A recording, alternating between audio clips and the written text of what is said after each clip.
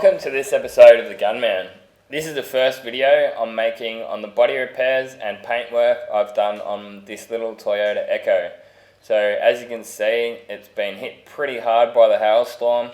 They don't really use much steel on these cars, so it's just been totally hammered. There was points where I was sort of halfway through doing the body repairs on this car, and I was just thinking to myself, what the hell am I doing? I should have just left it and driven it around. But after it was done, I'm actually quite glad with the results. It's not perfect, I'm not claiming it to be. Main reason I'm making this video is because I did a review and demo on the Airgunza AZ3, which I used to prime most of this car with. And I made a mention that if you guys would like to see me do the body repairs, just to let me know. And a lot of people said they wanted to see the work that I've done on the body repairs and paintwork on this car. Originally, I wasn't really sure if I was going to actually edit the footage and show you guys, because it's as you can see, like, it's really bad, this car. That quarter panel's totally smashed in everywhere. It's not the kind of work that I usually like to associate myself with, I guess, is just filling a car with bog.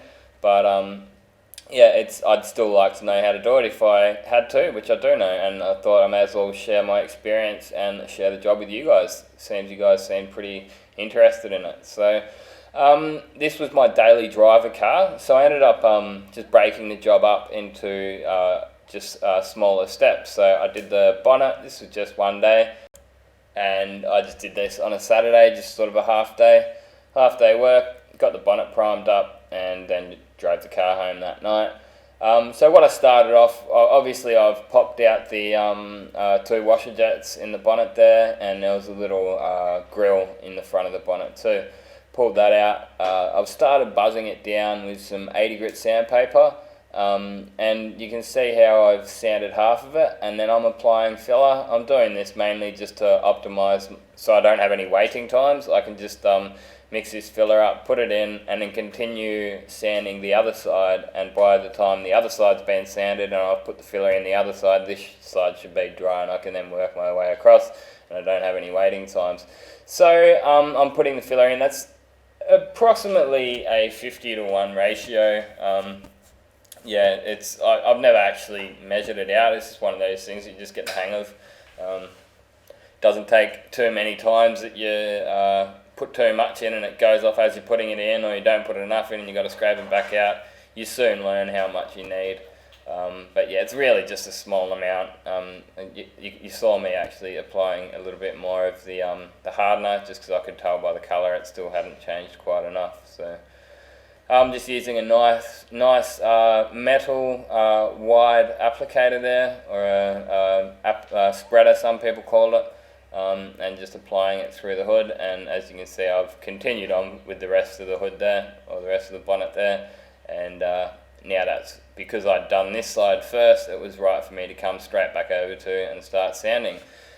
Again, I'm just starting off with 80 grit, so I would probably usually repair this size with that much filler in it. I'd probably usually start with 40 grit and then block with 40 grit, but as it turned out, because we just got into this workshop, was a little bit sort of understocked on some of the sandpapers and stuff like that, so I just ended up having to use what I had, and all I really had was some 80 grits there, and we weren't sort of set up with the best blocks and all that kind of stuff. So yeah, I used 80 here, but I would recommend using 40 or 36 grit on a long speed file, or just a block like you see me using. There's nothing wrong with that block, but I don't really have the correct sandpaper on. I've got sort of the speed file sheets, which are the thin ones, strapped onto a wide block. So once I continued sanding that for hours, I just kept sanding, so I was sort of half happy with it. There's still a few low spots that I had to, as you see me now, just running my hand over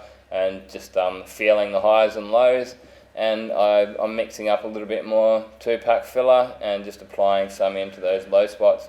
It's a good idea to apply it before you cut right through to your bare metal spots, because if you've already cut through to your bare metal and then you put your more filler in, in rubbing that out, you're going to rub either side as well, and then you can end up with a high spot where the filler was, and then actually low spots either side. So I've continued rubbing and rubbing and rubbing, and I've got something that I'm half happy with. Look, it's not perfect. I'm not ever claiming that this is show car finish. It's just a tidy up. You saw it at the start. It was a complete eyesore, and you'll see it at the end of this video. You'll see that I've got something that is it looks like it's something that you can be respectable. You can drive around and you don't feel ashamed of it pulling up at the shops or something like that. So it's a good little cheap runabout for me. That's about all it is.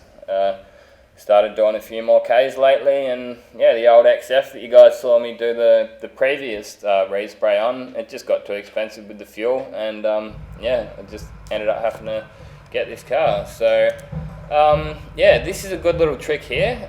Not everyone knows about it, so I've actually had a couple of guys ask me, how do you mix up primer with a new can without making a mess? You see what I'm doing now? I've obviously stirred the primer first, and you just dunking your stick in, pulling it out and running it along the inside lip of the paint pot, and I don't even have to tip that can out, and then in doing that make a bit of a mess, possibly tip your cup over, and I've seen people make a real big mess out of doing it the other way. But this way you can do that maybe the first couple of times until you've lowered the pot down a little bit, and then you can start tipping it out and just wiping the rim once you're done. So that's just a good little tip. I was taught that when I was a first year apprentice. Basically when I first started spray painting, I was lucky enough to work with a really good spray painter. So so there you go. Duke Zone Plus 2K primer is what I'm using, and I'm using a bit of fast hardener in it.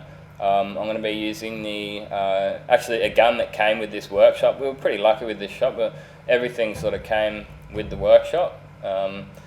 Just about everything we needed. There's a few things, as I mentioned, that we needed to get ourselves, but got a pretty good deal. It came with a few spray guns, a GTI Pro and a GTI PRI, so the GTI primer gun.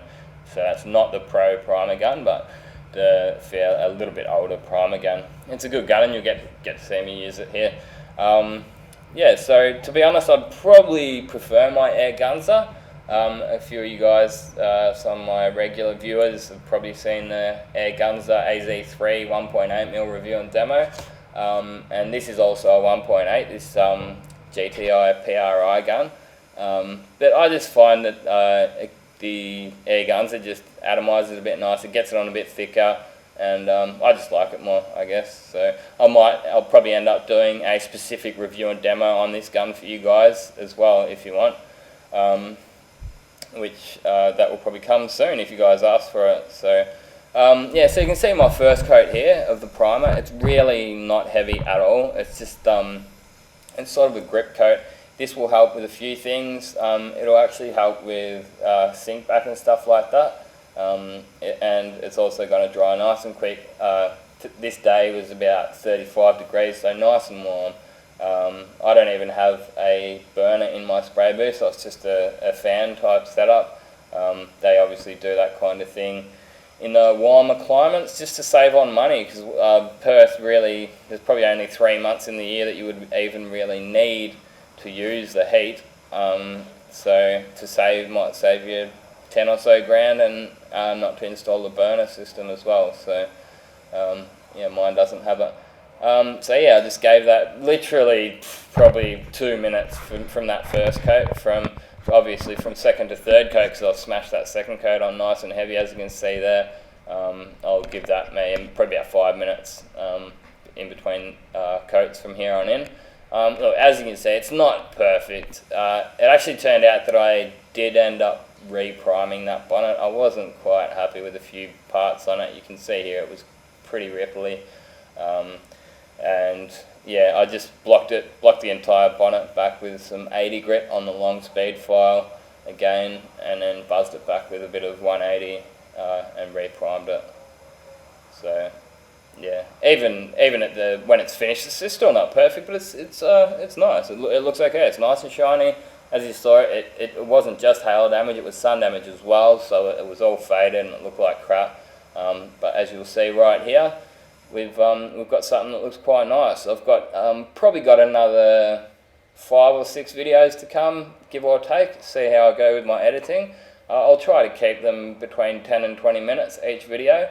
I've even got the finishing day, which is painting those hubcaps and stuff like that. So a guy recently asked me to show him how to paint hubcaps, so I've decided I will include that footage. So there you go. That's by no means is it perfect, but it's respectable. You know, I painted that spoiler too and glued it back on properly. It wasn't sitting on that well at the start, as you may have seen. I've got a couple of videos here at the end. Make sure you see them if you haven't already. The one on the right is good for beginners, and the one on the left is just another gun review there. So view my channel. Otherwise, there's loads of playlists. Thanks again for watching, and this has been another Gunman production.